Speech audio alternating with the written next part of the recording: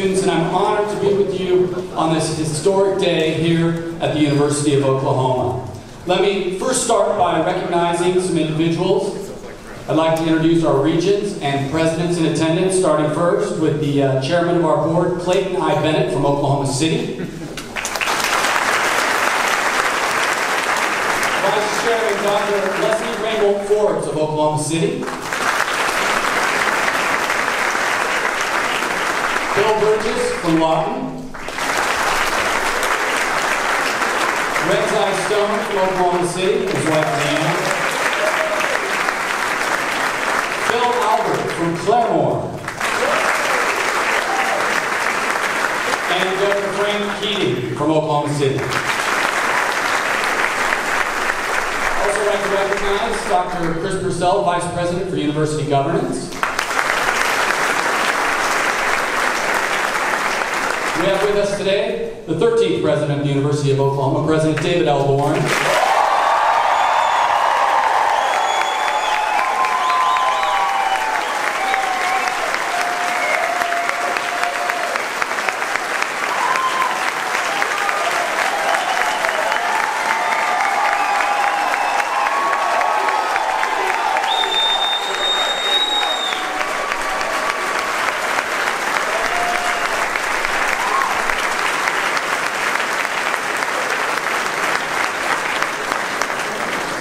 We also have with us President John MacArthur from Cameron University.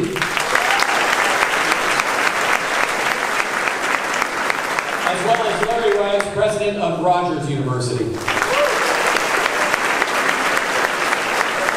Also in attendance today is former OU Regent Rick Dunning.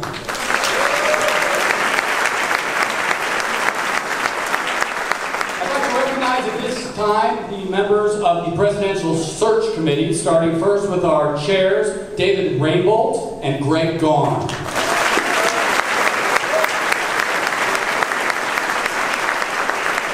Along with other members of our committee, including Barbara Brott, Mark Nuttall, Russell Perry, Bob Ross, Charlie Stevenson, Mary Sue Backus, Sherry Urban, George Richter Adu, Michael Bronze, Kelly Standifer, Matthew Rom, Nancy Geiger, Cameron Burleson, Carrie Pavlowski, and Crystal Mitchell. Let's give them a big round of applause.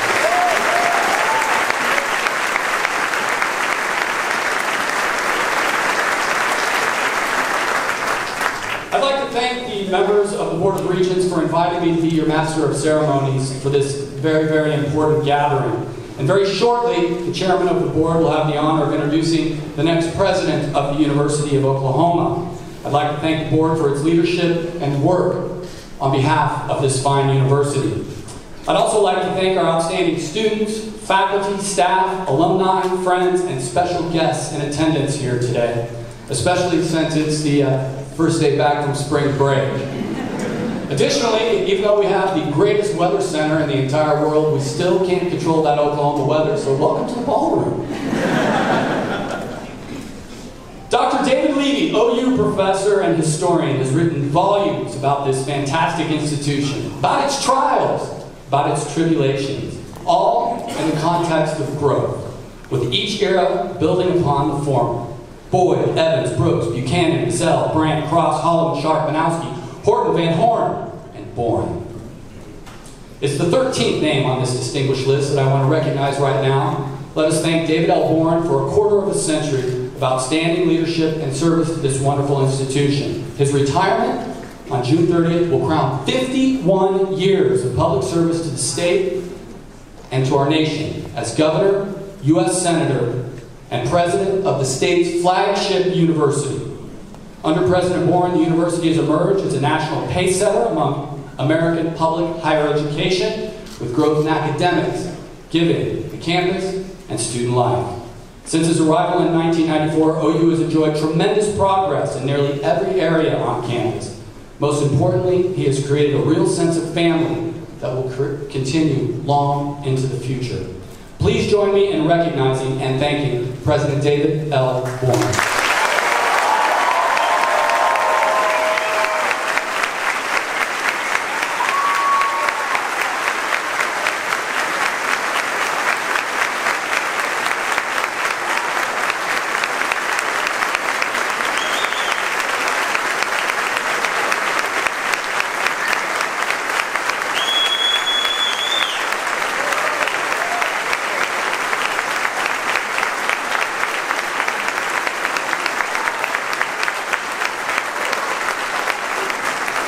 Today, a new era begins. Boyd, Evans, Brooks, Buchanan, Gazelle, Brandt, Cross, Holloman, Sharp, Banowski, Horton, Van Horn, Boren.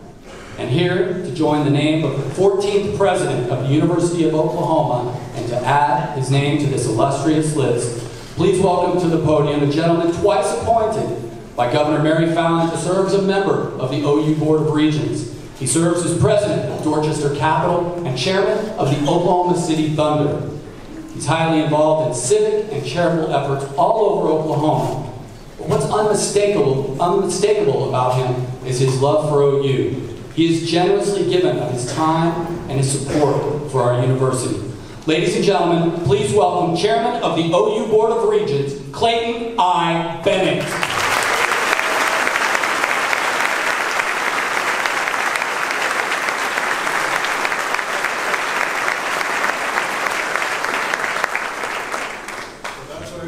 So tan and happy. Green break. All right. So it's downhill all the way until commencement and summer. So wonderful.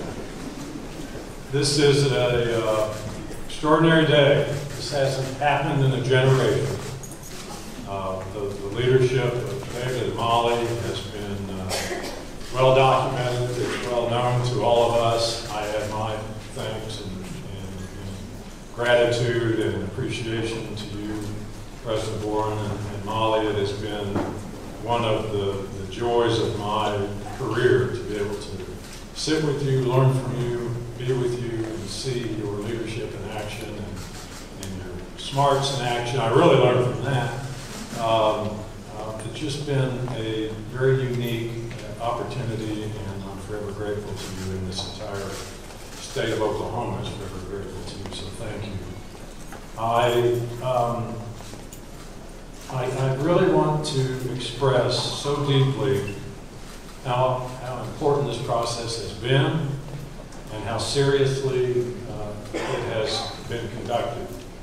The search committee was named, I believe, in October and began their deliberations in November. A broad group Clark introduced, led by David and Greg, and it was a principled, inclusive, wonderful process that cultivated out of a large group of national and international candidates, 13 that they then brought in, spoke with, had interviews with, and advanced 7 of those to the regents. And all 7 extraordinary. Different skill sets, different styles, different points in their careers, different approaches to the various challenges and opportunities that we all find ourselves in today. And so I really want to express my gratitude to the search committee, and I very much want to thank the regents. We met a lot. We didn't fight that much, only a few times. But a wonderfully collegial group, united in one vision, and that's what's in the best interest of the University of Oklahoma. And that's all it's about. What's best for our students, what's best for our faculty, and what's best for the state of Oklahoma. It's the only thing we really consider. There was one other factor, though. Whoever survived this process had to have one thing for sure. They had to love OU, and they had to love Oklahoma.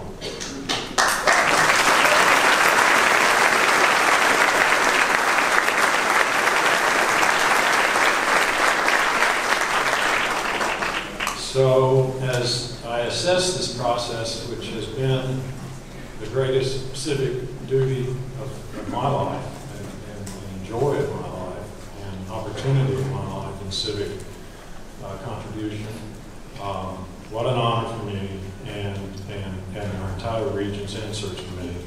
But there was a clear choice. There was very quickly a clear choice. A person of remarkable skill, unmatched track record of success, energy, sophistication in terms of finding answers to problems, of inspiring people to greatness, of building teams, of moving organizations to the next level. And that's who we have today. It is my great personal privilege and honor to introduce to you today the 14th President of the University of Oklahoma, James Lawrence Gallogly.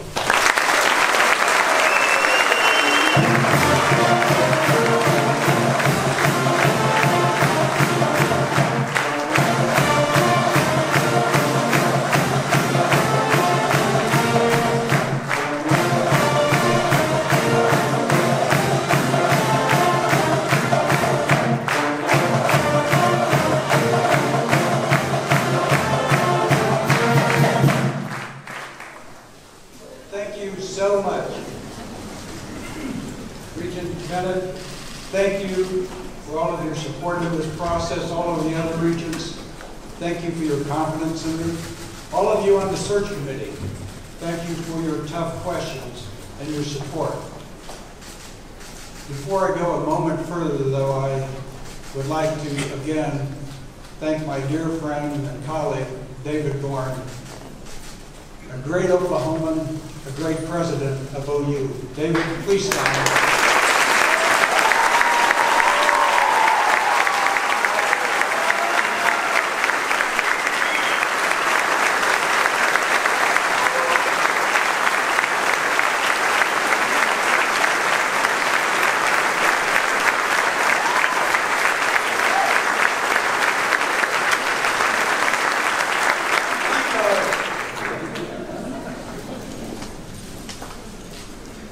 It was about 40 years ago that Janet and I made a trip from Colorado in a car in the U-Haul moving van to come to this university. Janet, we made a great choice, didn't we? My father tried to talk me out of it for a variety of reasons, because he thought there were too many lawyers and all. And there probably are. But we are so happy we ran. And we returned. And the first job I will have is to be a student again. A student. To learn from all of you, from our professors, from our students, from all of you who share different views.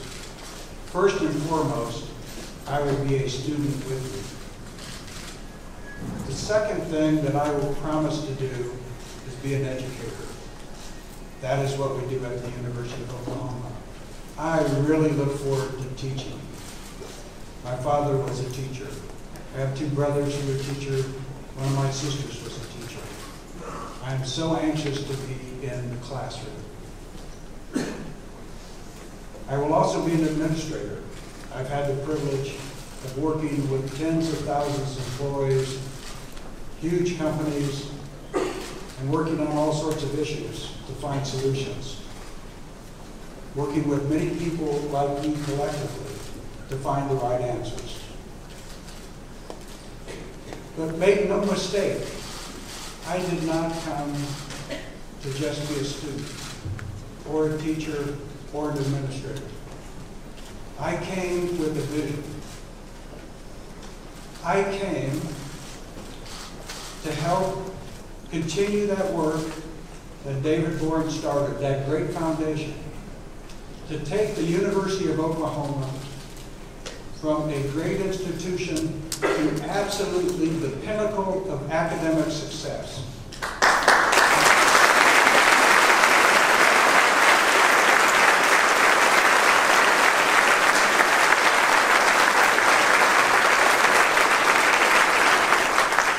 When my father tried to talk me out of going to school here, it was not because of the University of Oklahoma. He said to my wife and I, we have great jobs. And someday you may be the manager of the Safeway store where you work. You're going to take on 3 years of debt. And I didn't listen to him. He gave me fantastic advice. He said, okay, if you're going to do this, do it with great passion. Be the absolute best at it. The greatest lawyer ever. Because there is always room at the top. Always room at the top. Here at OU, we know a lot about that and many things, don't we? But there is still more room to go. I worked for ConocoPhillips for 29 years. And some of you may know the history, some of you may not. But that company in Bartlesville, Oklahoma, who was a target of a couple takeover attempts, and had so much debt that it really had no opportunity to grow, built a very bold plan to merge with another Oklahoma company, Conoco, out of Ponca City. Two great Sooner companies. And those two companies with very difficult futures became a Fortune 5 company. One of the very best of the best in their business. And after 29 years there, I left that company that I truly loved to join a bankrupt company, a company with over $20 billion of debt, a Dutch company whose name you've never heard of, Land of itself. Those people and I took our company out of Chapter 11 in record time. Those 13,000 people and I created something that we envisioned from the very first day that I spoke to them in an audience just like this, the video conference across the entire world, where I said to them, I did not come to help you get out of bankruptcy, I came to help you become the greatest petrochemical company in the world. And they did it. In a few short years, the stock price went from $17 to $115. We exited Chapter 11 quicker than any other company. We became investment grade quicker than any other company. Our toughest competitor was Dow Chemical. And a few days before I announced retirement, we almost equaled them in market cap from a bankrupt company 4 years before. It is that level of energy that I will bring here and work with you to achieve what I just talked about a moment ago, being the absolute pinnacle of higher education in this country and in this world. We aspire to greatness, nothing less. I will push very hard. I will ask a great deal. We know what that looks like on the football field, don't we? I'm a true Sooner, and if we lose a game or two, I'm just as upset as you. Because we expect perfection. And we're going to have that same standard in every single thing we do at this university. Every single thing. We will work together as a team, and we will achieve great things. Because we are Sooners.